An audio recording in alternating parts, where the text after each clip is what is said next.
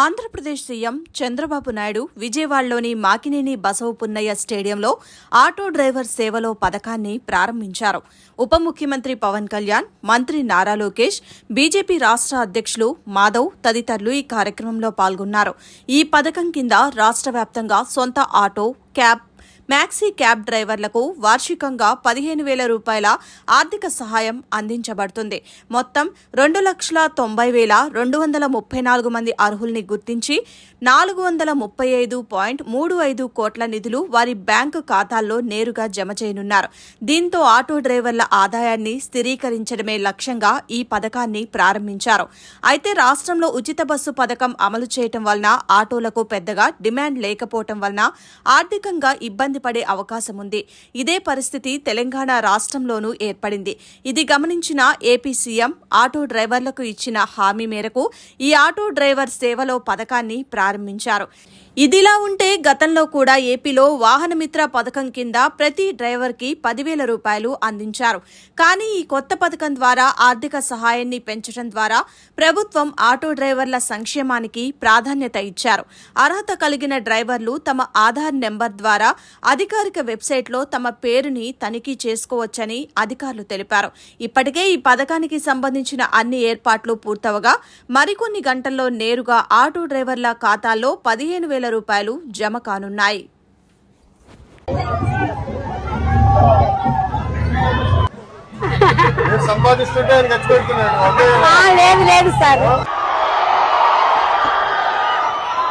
BJP రాష్ట్ర అధ్యక్షులు మాధవ్ గారికి, రవాణా శాఖ మార్చులు రాంప్రసాద్ రెడ్డి గారికి, సత్యకుమార్ యాదవ్ గారికి, వేదిక మీద ఎమ్మెల్యేలు, ఎంపీలకి, ప్రత్యేకంగా ఈ సమావేశానికి విచ్చేసిన మా ఆటో డ్రైవర్లందరికీ పేరు పేరున నా హృదయపూర్వక నమస్కారాలు.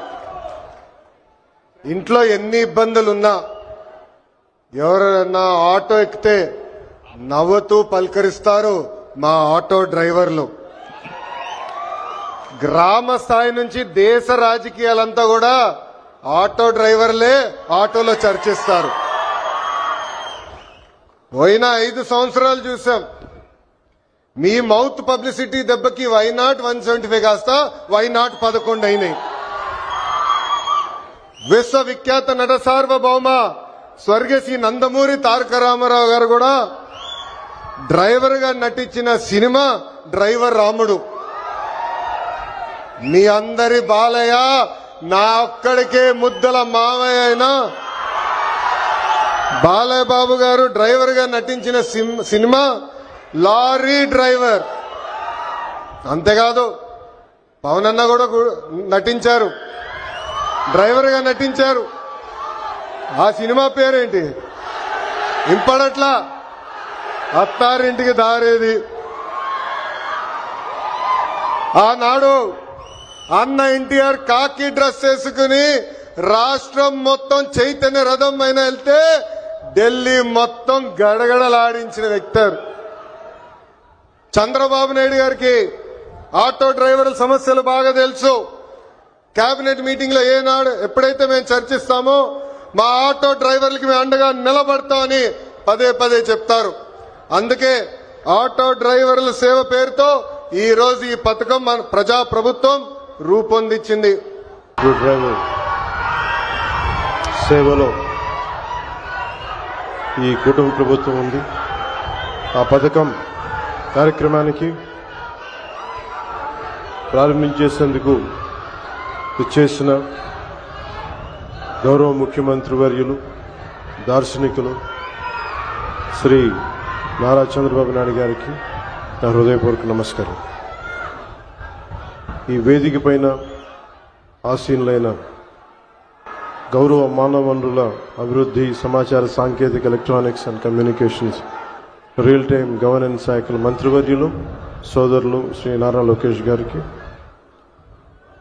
రాష్ట్ర బీజేపీ అధ్యక్షులు శ్రీ మాధవ్ గారికి, గౌరవ మంత్రి శ్రీ మండిపల్లి రాంప్రసాద్ రెడ్డి గారికి, హెల్త్ మినిస్టర్ శ్రీ సత్యకుమార్ యాదవ్ గారికి, విజయవాడ పార్లమెంట్ సభ్యులు కేసినేని శివనాథ్ గారికి, గౌరవ విజయవాడ సెంట్రల్ శాసనసభ్యులు బోండా ఉమా గారికి,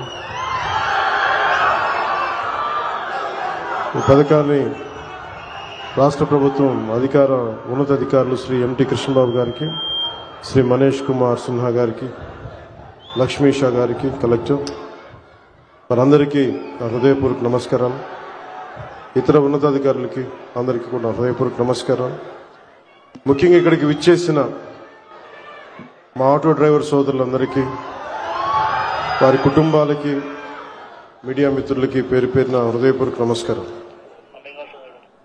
2000 గత ప్రభుత్వం ఉన్నప్పుడు చాలా సందర్భాల్లో గ్రీన్ ట్యాక్స్కి ఇబ్బంది పడుతున్న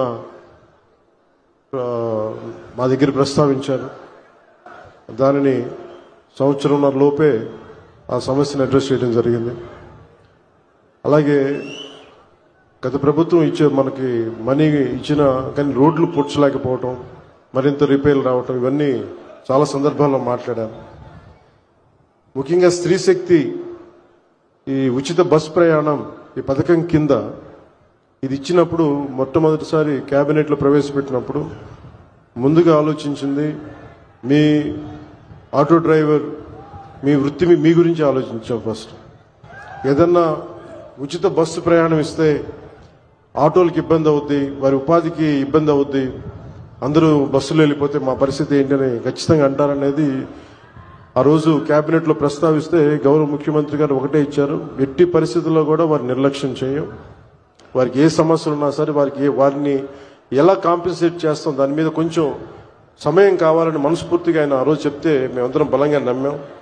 దాన్ని పెట్టుకుని ఈ రోజున మీకు 15,000 రూపాయలు చాలా సంవత్సరాల కాలంలోనే వచ్చిన వెంటనే సంవత్సరాల కాలంలో మీకు 15,000 రూపాయలు మీ అకౌంట్లో పడబోతుంది. దానికి ఆ నిర్ణయం చాలా ఇబ్బందికరమైన పరిస్థితులు ఆర్థికంగా, అలాంటిది మీకోసం 15,000 రూపాయలు ఇంత ఆర్థిక ఇబ్బందులు ఉన్నా కానీ ముందుకు తీసుకెళ్ళి మనస్ఫూర్తిగా నారా చంద్రబాబు నాయుడు గారికి మీ అందరి తరపున హృదయపూర్వక కృతజ్ఞతలు తెలియజేస్తాను.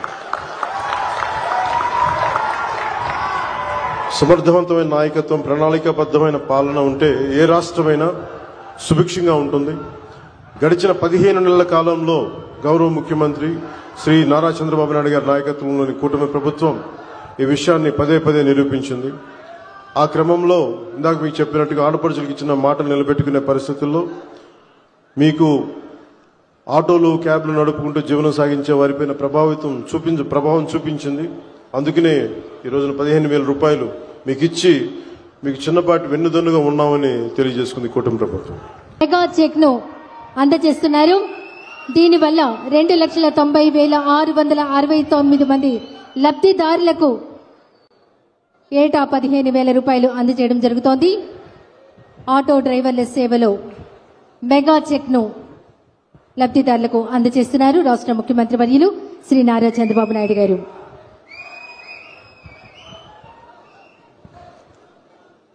గౌరవనీయులు, మిత్రులు, power star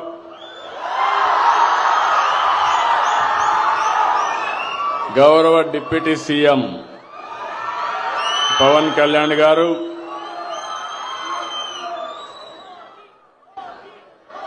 HRD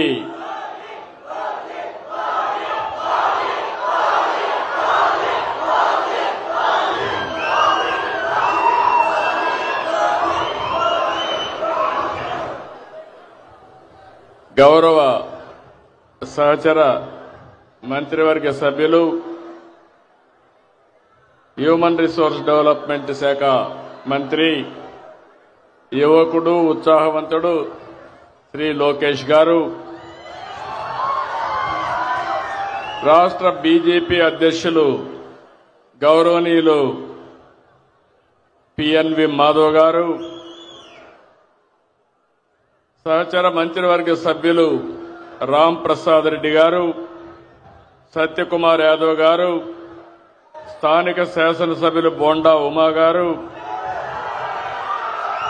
Vijayawada parliament సభ్యులు కేశినేని శివనాథ్ గారు, ఈరోజు ఈ కార్యక్రమంలో భాగస్వాములైనటువంటి ఆడబిడ్డ బెనిఫిషరీ లలిత గారు, ఇంకొక పక్కన ఇంకొక బెనిఫిషరీ శ్రీనివాసరావు గారు, ఈ కార్యక్రమాన్ని సమర్థవంతంగా నిర్వహించినటువంటి కృష్ణబాబు గారు, గౌరవ శాసనసభ్యులు శ్రీనివాస్ గారు, కలెక్టర్ లక్ష్మీషా గారు, అందరికంటే ప్రత్యేకంగా ఆటో డ్రైవర్లందరికీ పేరు పేరున మీ అందరికీ అభినందనలు, శుభాభినందనలు.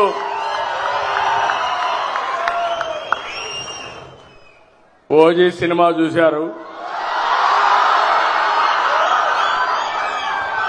దసరా పండగ చేసుకున్నారు. విజయవాడ ఫెస్టివల్ చాలా బ్రహ్మాండంగా జరిగింది. విజయవాడ కొత్త కళ వచ్చింది.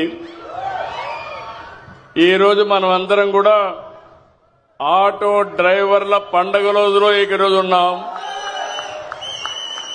నిన్ననే ఆయుధాల పూజల్లో వాహన పూజ చేశారు, ఆటో పూజ చేశారు. అవునా కాదా అని అడుగుతున్నా. చేశామంటే చేతుల పైకెత్తండి.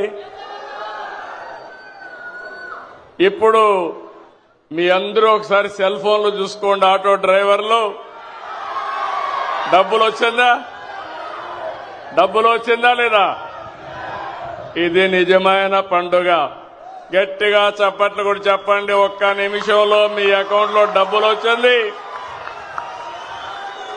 మీ ఫోన్లో చెక్ చేసుకున్నారు. బ్యాంకుకు పోయే పని లేదు. కన్ఫర్మేషన్ కూడా వచ్చేసింది. అవునా కాదా అని అడుగుతున్నా. అది ఈ ప్రభుత్వం యొక్క ప్రత్యేకత. అదే ప్రభుత్వం యొక్క పని తీరని మరొక్కసారి మీ అందరికీ విజ్ఞప్తి చేస్తున్నా. ఏం తమ్ముళ్ళు 15,000 కరెక్ట్ గా వచ్చిందా?